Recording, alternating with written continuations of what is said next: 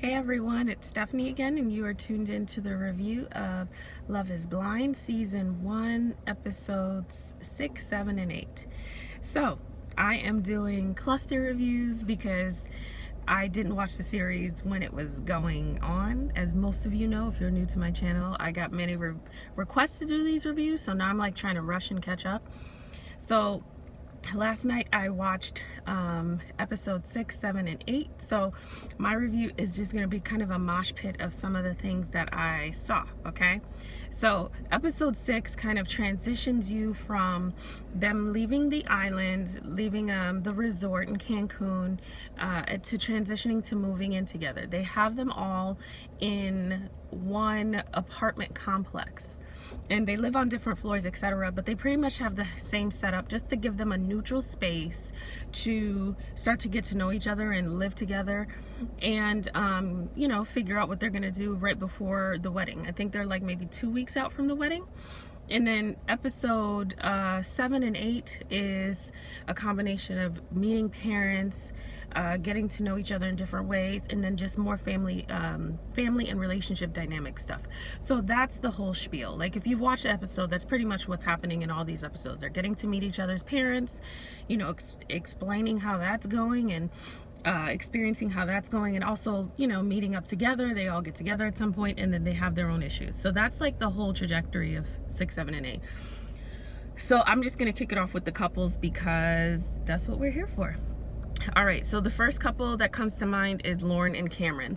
So Lauren and Cameron continue to be doing well in terms of their dynamic, but Lauren is starting to have some apprehension. Now, I'll be honest, Lauren and Cameron are the only couple that I actually know about. I kept seeing a lot of people, but I kept seeing them on social media, and I do know that they've gotten married. So that's the only thing that I do know, which is why I'm trying to like rush and binge and put these out, because I know you guys have probably watched the series already. But I'll still talk about what I'm just seeing based on this week and this review. Lauren she has the potential to kind of like self-sabotage that whole relationship, because she is questioning kind of this very thing that she's wanted. And I think it's not just because he's white. I think she's a little unsure. It's new territory for her. It's not new territory for him. He's dated black women before, but she's kind of in her head about what are people going to say, and what society's going to say, and what her friends are going to say. And also just giving up this singlehood. And I think that a lot of us can see or has seen ourselves in Lauren, when you want something so badly and you're getting it, and then now you're starting to like subconsciously self-sabotage because it's taking you to new territory, and it's territory that you're unfamiliar with. So it's almost like, in some ways, even though we naturally desire for the next level in our lives in various capacities, some ways we kind of get in the way of ourselves. So I think a great lesson in seeing her, even though we do know that they moved on together and got married, is that be careful of what you ask for, and like be prepared to receive it. A lot of times we're asking for things. I want a new job, I want a promotion, I want this opportunity, I want to be married, I want all these things. And then in particular, she wants to be married. I'm sure she's been in her space alone and like, man, I wish somebody was here, or I want to share something with someone, or I want to make dinner with someone, or decorate. And now she's apprehensive about sharing her space, and not really sure that she wants to share her space. Well, yeah, duh, because they see each other's spaces, and he has this beautiful big house, and she has a very cute little plain apartment, perfect for one person, and he wants her to, of course, move in. And he's kind of like, Cameron's putting it out there, like there's no reservations with him. He wants her to be with him, wants her to move in. Here's the space for you. Essentially, I created this space for you, not knowing it would be for you, but like, this is what I want in my life. And she's a little apprehensive, which is putting him on pause a little bit, because he's worried that she will kind of pull out. And so you just have to be careful about that, because sometimes you can get in the way of the very thing that you want. Yeah, you're going to give up your space. She even threw out there, well, I want to kind of keep my space, which is, it's like the way she said it was like almost as if, let's keep this just in case this doesn't work out. And it would have been a bit different if she said, well, let's keep my space, and maybe we can rent it out, or we can Airbnb it, or we can use it as a studio, or we can whatever. So just the way that she kind of approached that, gave him cause for pause. And, you know, just the apprehension of what people think. I think that she needs to get comfortable, which she clearly has, because we know. So that's why, like, I don't like to know things in advance. But she needs to get comfortable with their relationship so that she can be confident in sharing it and not care what other people say. And I think people buy into, not that anybody has to buy into your relationship because it's yours and yours alone, but people buy into things that you are already sold on in yourself. So think about if you're selling a product, but you're like, I don't really know if it works, but you should buy it. Why would people buy it? You don't know that it works, you know? So you have to be confident in the way that you present, and get comfortable with whatever your choices are so that you don't give people room to put any doubt in your mind that isn't specifically just from you. If it's based off of external factors, then you need to do what you need to do to get comfortable with it. If it's something that you continue to move forward with, we see her be a little apprehensive in even sharing that they're getting married, and that's worrisome for him, you know, because she's like, I don't want to have to explain myself and do all these things. And the same way she did this experiment is the same way that she should go about that. We get to see them. I don't know if I can't recall if she met his family. I really can't. This is pregnancy brain, y'all. I really can't. I can remember him meeting her family. The mom was super sweet, you know, they're very quirky together. I could tell mom was charmed by him just by the way she was looking at him and you know, interacting with him. Dad is a little different. Usually dads are a little different, okay? When they have their daughters and you meet this guy, especially under these circumstances where it's like, it's not that you've been dating my daughter for a year or several months or a couple of years where I know you, I've familiarized myself with you. It's like a complete stranger who's saying we're getting married. So dad was not easy. Dad was not easy at all. He was better than I thought he would be. And like she explained, you know, he's very big on the Black family, keeping that together, his viewpoints coming from a certain time where maybe that was, well, not maybe, it wasn't normalized as it is now, interracial relationships. So dad has cause for pause, and he shares that. But I think he welcomed him more than I expected. Based on what Lauren was saying, based on what her mom was saying, I didn't think that he would get anywhere.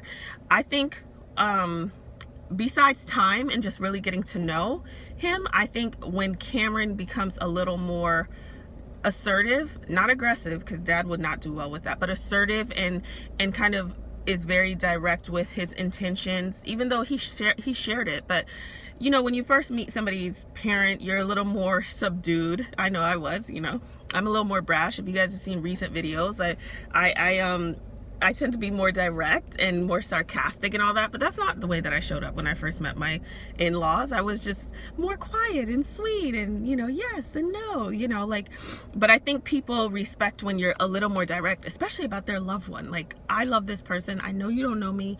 Here's what it is. Here's what I'm willing to do, etc. I think that her dad, being that he's such an alpha type, would respect that. Because he even says like, oh, I like him, you know, she loves him, so I like him. And he's kind of a little like too chill for me. He didn't say chill, but something along those lines. So I think that he would actually respect him being a little more assertive, you know, because essentially he probably wants someone with his daughter who is more assertive and he feels could protect her and so on and so forth. But it's early to tell. But I thought that went better than I thought it would be. And he talked about real stuff. You know, we can't really sugarcoat the various scenarios that can come from interracial marriages and what you have to face and how you feel and where you coming from and have you experienced this and how would you do with this and so on and so forth. So I thought it was like appropriate for him to ask, and I thought they had a pretty good time. You know, we'll see. Well, we won't see. I mean, we've seen they work out, but these are just lessons to learn, because there's plenty of people who right now are watching this and probably self-sabotaging as well. So if you really want it, prepare for it and be ready for it when it comes, because it will come, and you don't want to sabotage it based on really being inadequate or being scared of falling into new territory. So that is Lauren and Cameron. All right, next we have Kenny and Kelly. So I continue to love Kenny and Kelly. You know, they have a couple of things that stuck out to me in this array of episodes, but I continue to love them. They, once again, feel the most organic. To me, they could have met in a Whole Foods, honestly, picked the same organic pear, and oh my God, sparks. Like they have such a genuine connection, I think. I love seeing them get together with their families. I love the whole setup that I think his parents came, no, her parents, was it her parents? No, his parents, sorry guys. His parents came to her parents' house. So I love that.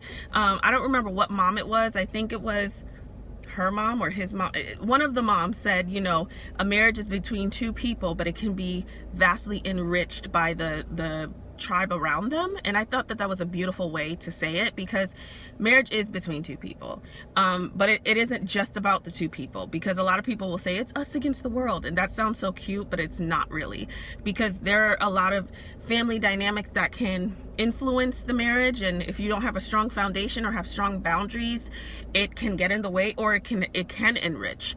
So I love that she said it in a way where it's like, it is between two people, but the people who are surrounding you, who are supporting you, can really, really make it such a valuable and beautiful and doable experience. So I love seeing them come together. I really enjoyed watching the whole family unit get together, both sets of parents.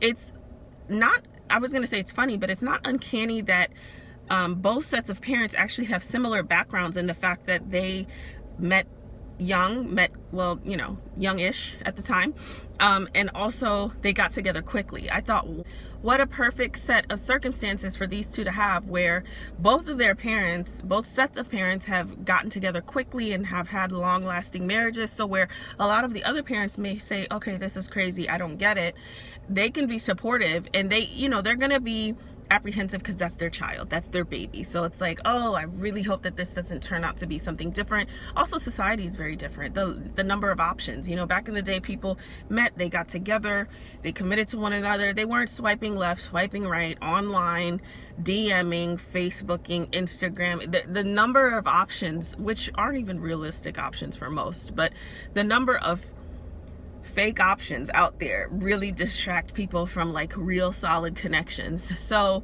I'm sure that was in the back of their mind, like, I hope this person is really here for the right reasons. But they also were the easiest set of parents to go ahead and support this whole thing, because they have in some ways been there and understand that you can make a significant connection in a short amount of time. And I agree with that. I think love requires way more than just being in a pod for 3 days, so, or however long it was, a week, whatever. So the whole I love you, I don't buy into it personally. I'm not saying it can't happen, but I'm saying that more often than not, love requires a lot more. Like, true sustainable love requires a lot more.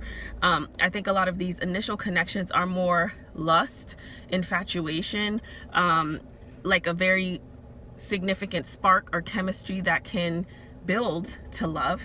But like the true essence of love, I don't know. But you know, Kelly and Kenny seem to be on a good path. My apprehension with them moving forward intimately, and we'll see how that goes, is her discussing her issues with being able to fully get the full spectrum of a sexual encounter, and I want to know what that's about. Not necessarily just for us, but I think she should really dive into what that's about, maybe have some therapy or talk to someone about it, because she can easily transfer what wasn't working with other people, which she says, or what was a struggle with other people, onto him.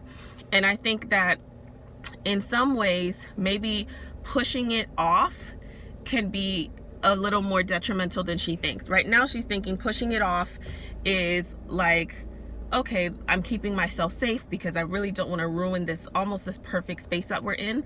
But then it might be too much of a control thing, to where she's scared because of past experiences, and so now they don't really move beyond. And you have like a little window before it becomes stale, or before it gets too comfortable in that place, and then it's hard to move forward. So I want her to kind of figure that out. I'm glad that she shared it with him.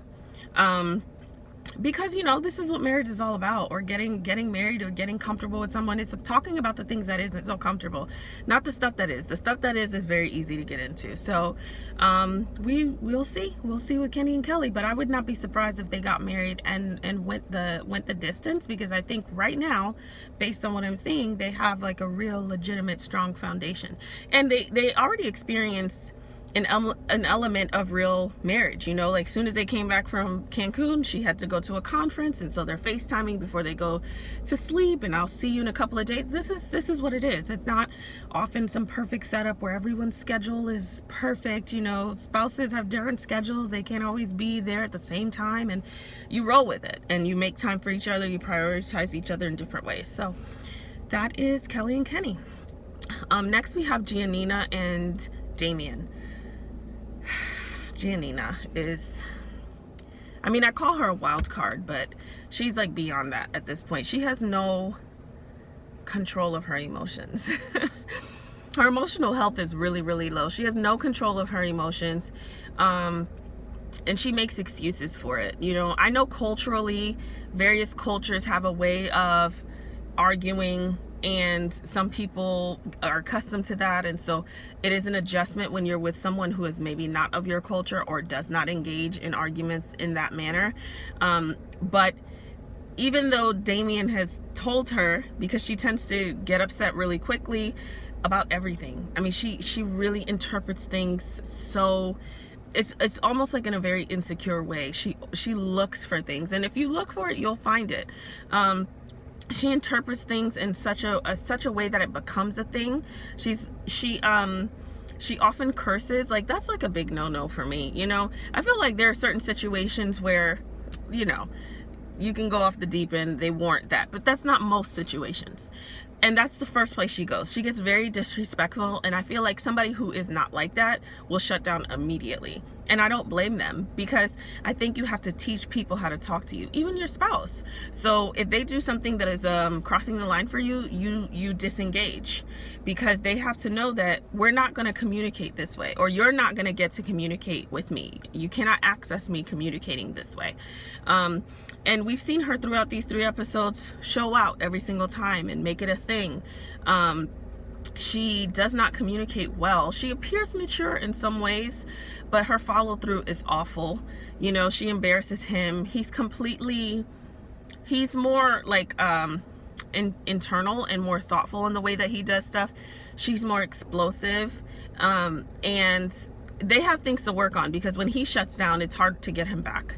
You know, they had an argument. I don't even remember what this one was about. I think it was about the social media, because she's on her phone a lot, and he was on his phone for like a couple of minutes, not even, I don't even think it was that long, and she snapped. So she has very little patience for him. And so anyways, when she started the dialogue the next morning to kind of say, I don't want to really start the day and leave the day like this, he was not really talking to her as much, and he never really came out of the room. And I felt like, okay, like, you have to like step up a little bit. Like, if she's starting a conversation, ignoring her or staying in the room, it's not the best form of getting your point across. It just looks immature.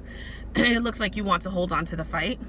Now, they did discuss, you know, feeling a way about where they were in the pods and where they are now.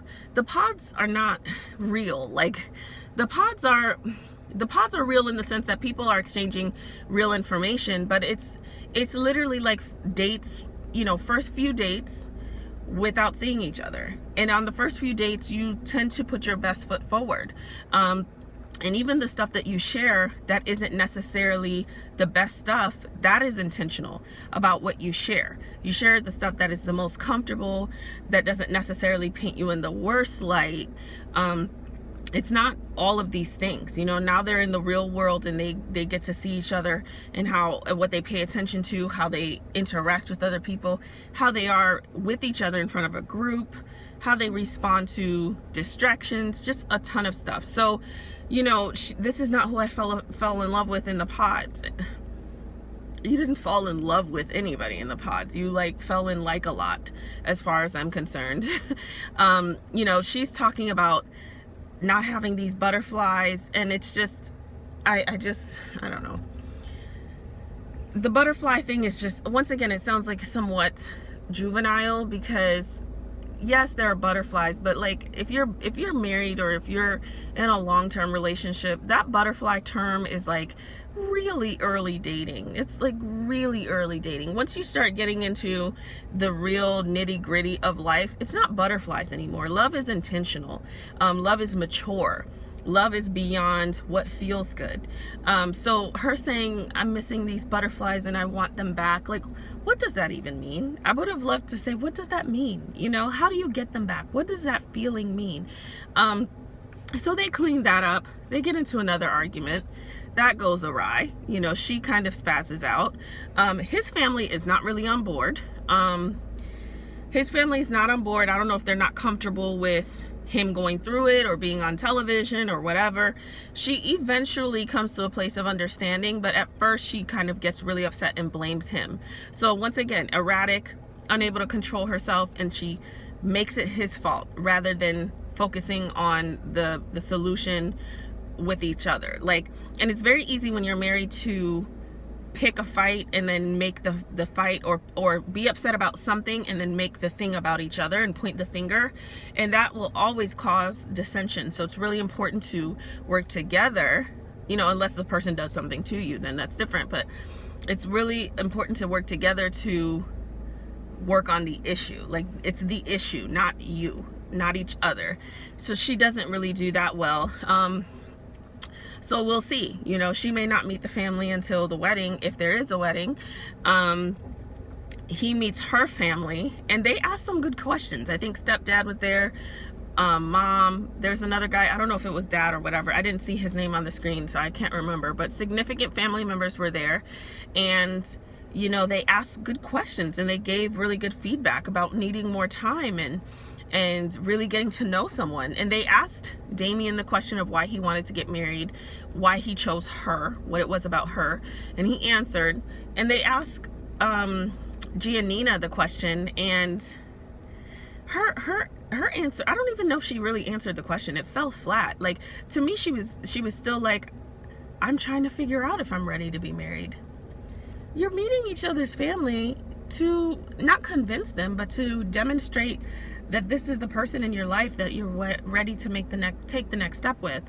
And it's okay if you're not, but then don't have them over there, because you look like a fool. You know, like, you look, how are you gonna convince them if you're not convinced? And then it would just leave me, if I were Damien, just like, what are we doing here, you know?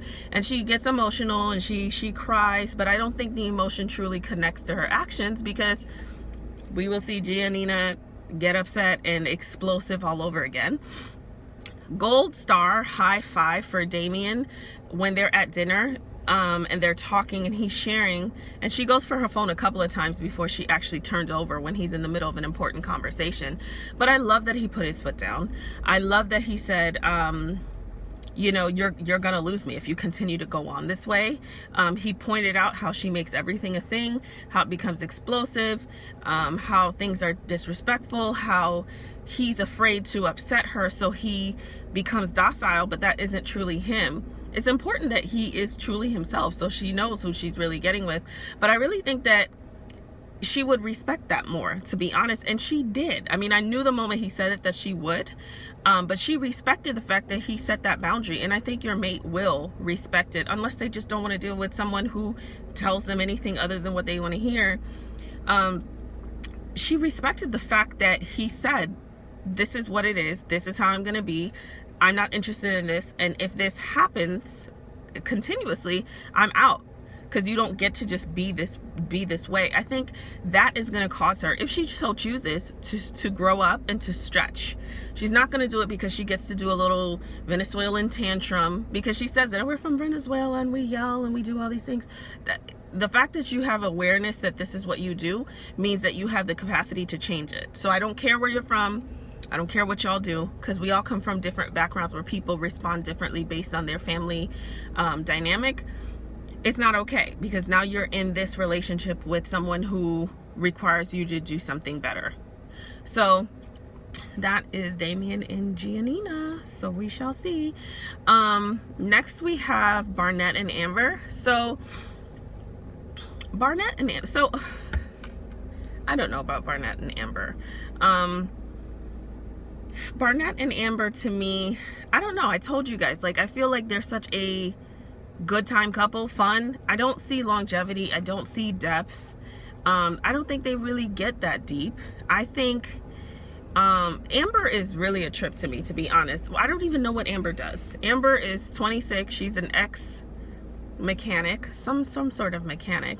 But Amber, to me, is too young to be so goalless. Her goal is just to be a stay-at-home mom. And here's the thing. If you want to be a stay-at-home mom, that's fine. But you're young and you're single. Like, you should be working on a goal until you get married and somebody that you're with decides that that's the family framework that you guys are going to work with. But she's almost like auditioning for the stay-at-home mom role with no baby and no husband in sight. And I don't get it, because I'm like, what are you doing with your life? And she says something along the lines of, she lives to work, she doesn't work to live. She barely even like works to live, like, because she hasn't been going to work. You know, she spent all day drinking a glass or a bottle of wine, watching Netflix. She's having all of these plans for the wedding and what she wants. She doesn't want to include her family because they're stretched thin, but she says she wants to make sure that they can handle it, which means Barnett really can handle it. She just seems very like selfish and lazy to me, and irresponsible. They have the conversation about finances and expectations, and she's not taking anything seriously in her own life. She's just kind of like floating with the wind. And he meets her family. Her mom is very like direct, but you can tell she's just very protective, and she really loves her daughter. And Barnett, here's the thing with Barnett. Barnett has like various sides, because Barnett comes off as this fun little frat boy, playboy, whatever. But there are other sides to him that he just hasn't shown us, but they're there. Because in comparison to Amber, you know, she keeps saying, we both match each other's crazy, and I'm super weird and get crazy, and he meets me there. No, not really. I actually see Barnett as more of an anchor in the relationship. Barnett works, you know, striving for more. Barnett has his home, which he felt like would be inadequate for her.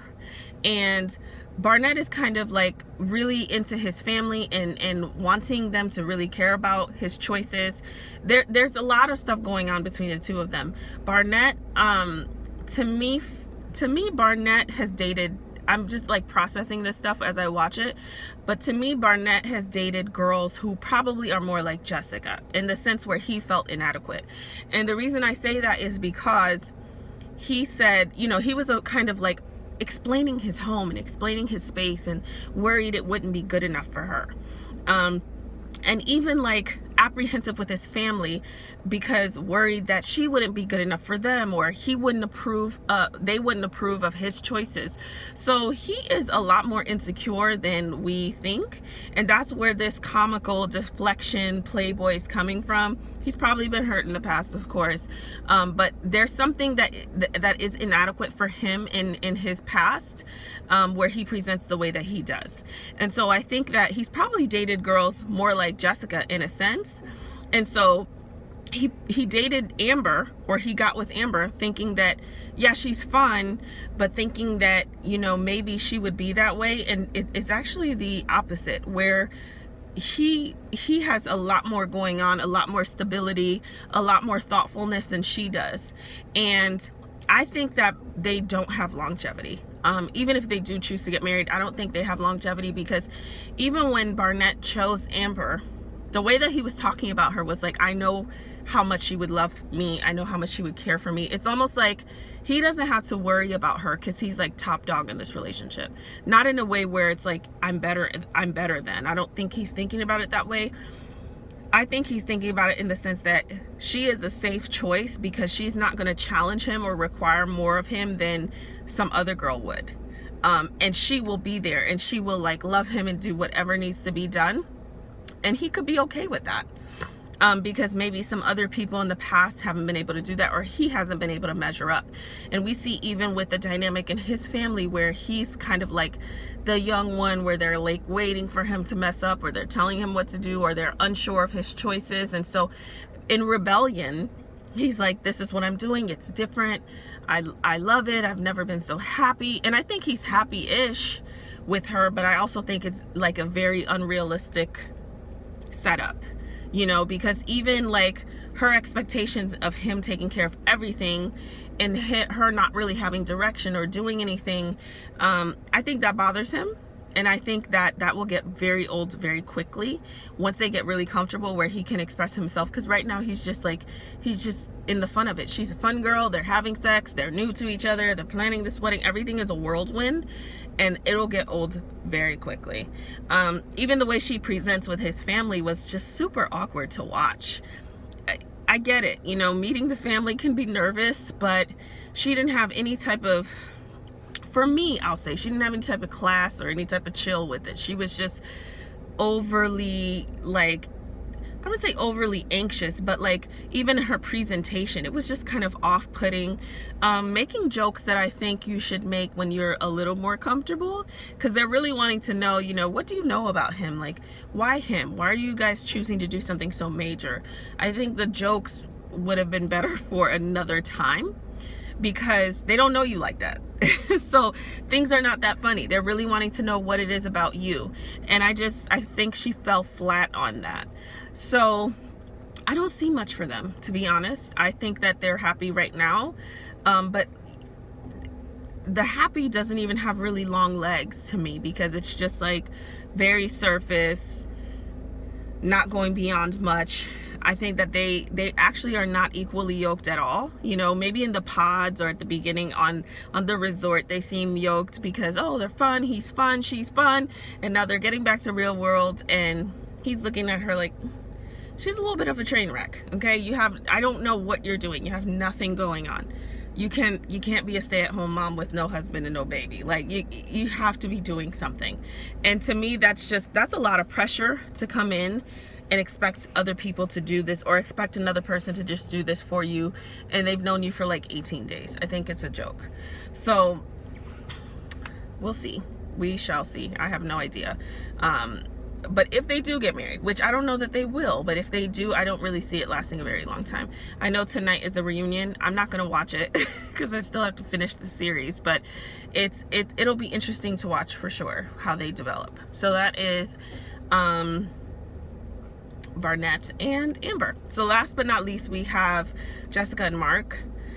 I really want to get off this Jessica roller coaster. I really do. I'm so tired of it. It's like, if you guys have ever been on a roller coaster, you know how you're like, I'm gonna do this, and then the little machine starts, and after they put your seatbelt on, and it starts going very slowly, and you want to get off, but you realize that you cannot get off, so you have to brace because you're just about to be flung in the air. That's how I feel with Jessica. I want to get off this roller coaster, because Jessica at this point is diagnosable to me. She is just, she has several personalities, okay? She is so inauthentic. That's the best word for her. She is all over the place. She's like a bold-faced liar. At some point, she has met with Barnett, which, why are you meeting with Barnett again? She wants to meet with Barnett to put things to bed, to pretend that she never wanted to be with him, or she doesn't want to be with him, to pretend that she's shocked that Amber would have a problem, that she is in two different situations, spending significant amount of time talking to Barnett solo. I don't even know how that happens, because I would have broke that up. But, you know, they get to spend time talking. What are you guys talking about? Like, you know, like, and Barnett looks at her so pathetically, because he reminds her that he's happy with the choice that he made, and he is happy in general, and that she's great. And she tries to cut, you know, Amber down, and I didn't think you'd ever pick her, and we were so connected. But then in the same breath, she will say Mark is the greatest thing for her, but her actions are incongruent with what she's saying. She really needs to lay off the booze. She doesn't need another glass of wine for a long time, because she can't handle her liquor. She gets very flirty, but in a way that isn't real. It's just like, look at us, you know, we're happy too. But it's not fair, because she's toying with Mark's emotions, because Mark, poor guy, he's just taking what he can get at this point. He can tell that it's BS, but he's taking what he can get. She was extremely disrespectful to him, and he said something about Janina being a close second. She said something about Janina, and he said close second, but he didn't say it disrespectfully. If you saw the episode, you get it. And because he's obsessed with Jessica, and she took the opportunity to take it somewhere that it was not meant to go. And then she said how hot and sexy Barnett was. That was really disrespectful. Okay, I mean, that was really disrespectful. And she was drunk, but the next morning he's like, if you weren't drunk, I would have left. Mark, drunk or not, okay, there's a level of drunk that is really the truth serum. All right, there's a level of drunk that becomes incapacitated, maybe dangerous, and not necessarily reflective of all things, but there is a level of drunk that is very much accurate. It's just people's defenses are down and they don't care. She said exactly what she really feels.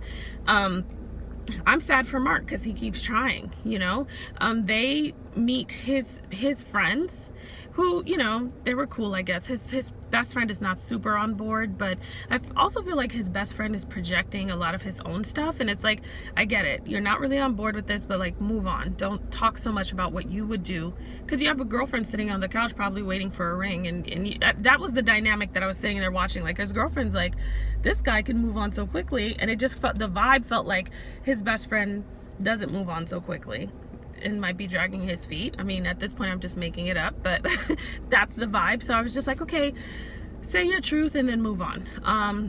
Because his own parents didn't lecture him as long as his best friend did. His parents were nice. Mom's a little like hot chili pepper, but I liked her because she's funny. His parents and his family welcomed her. They talked about, she's stuck on the age thing, and that's another thing. I'm so sick of hearing the age thing. And she goes back and forth with how perfect he is, but there's an age thing, and she crucifies him for being emotionally available. She even says that his emotional availability is a red flag. You're a red flag, Jessica, okay?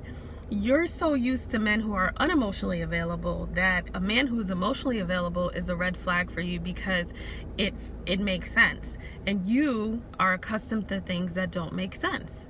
Hence why you're in this experiment. Because if you could recognize a healthy relationship, then you could have seen the red flags in the past and now not attribute emotional availability as a red flag.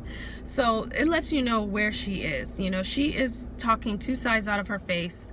She's not making sense. One moment she's up, the next moment she's down. I want to get off this roller coaster. I'm so tired of her. She's rude. She's disrespectful. She drinks too much. She's not even a fun drunk. Okay? She's not the fun drunk. She's not the loving drunk. She gets mean, and he's trying. Mark even sets up this pod date where they have dinner in 2 separate rooms. And I hated that idea because I thought it was so counterproductive. It worked because she shared how her real biological father abandoned her mother because he did not want to be a father. And so that shows you, okay, here's where her dysfunction is coming from. The abandonment issues, the desire to attach to men who don't want her. I mean, mind blown. Okay, when my husband and I were watching it, we were like, oh, makes perfect sense.